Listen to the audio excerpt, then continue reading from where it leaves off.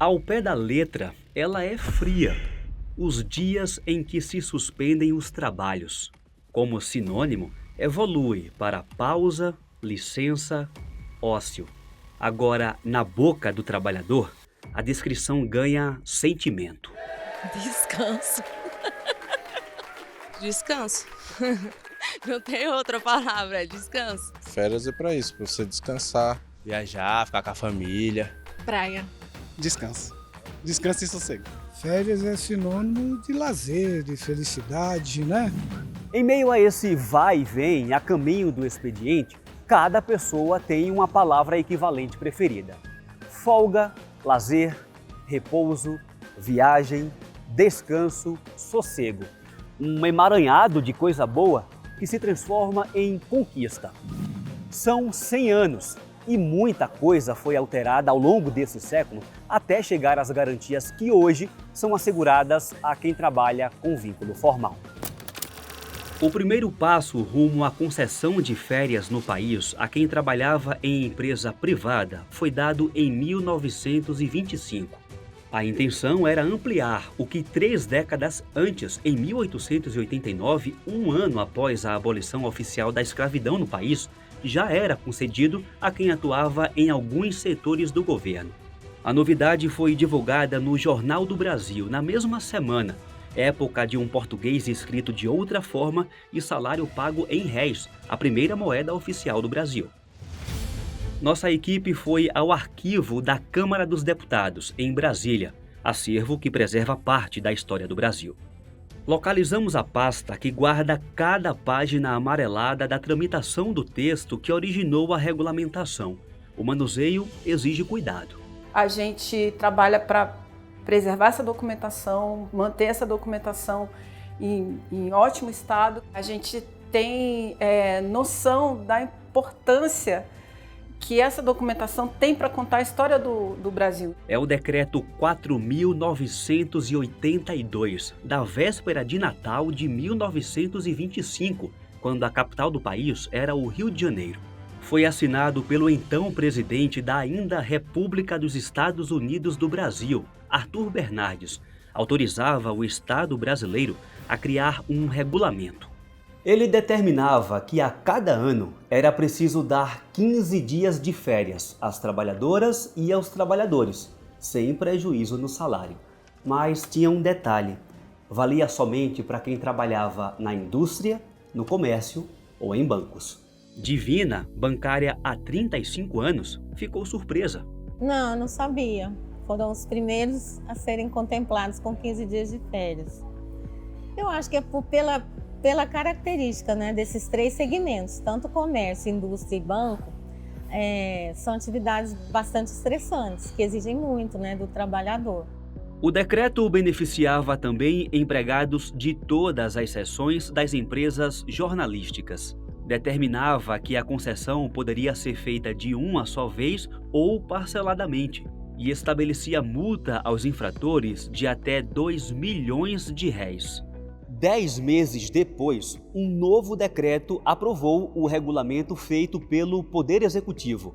O presidente ainda era Arthur Bernardes, que estava no finalzinho do mandato. Então, quem passou a trabalhar no mínimo 12 meses na mesma empresa, a partir dessa data, começou a ter 15 dias de férias. Ou seja, o descanso remunerado iniciou de fato no final de outubro de 1927. Além disso, esse repouso remunerado foi ampliado para outras categorias.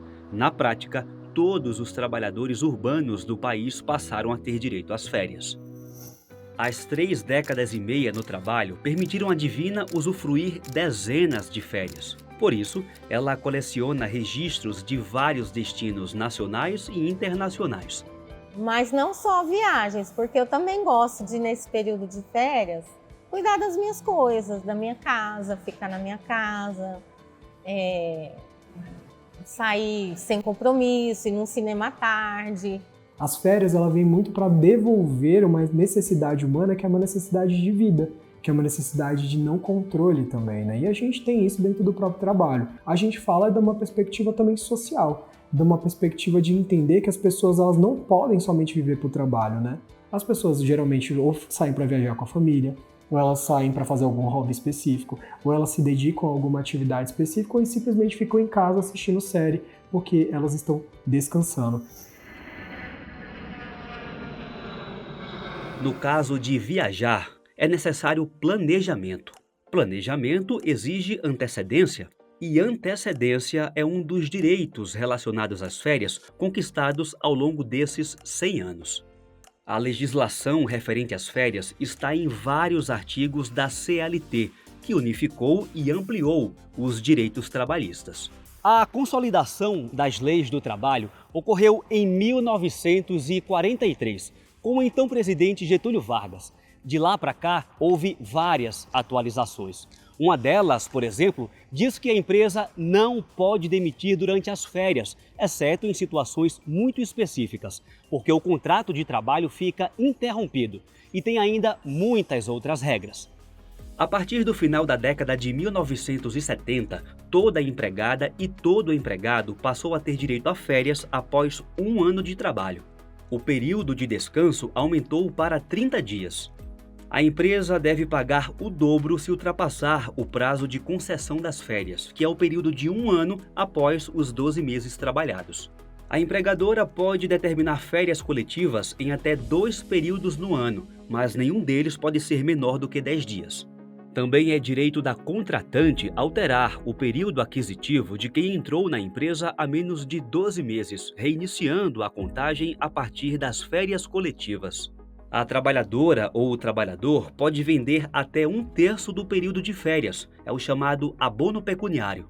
Em caso de demissão sem justa causa antes de completar 12 meses, a empregada ou o empregado tem que receber o valor proporcional.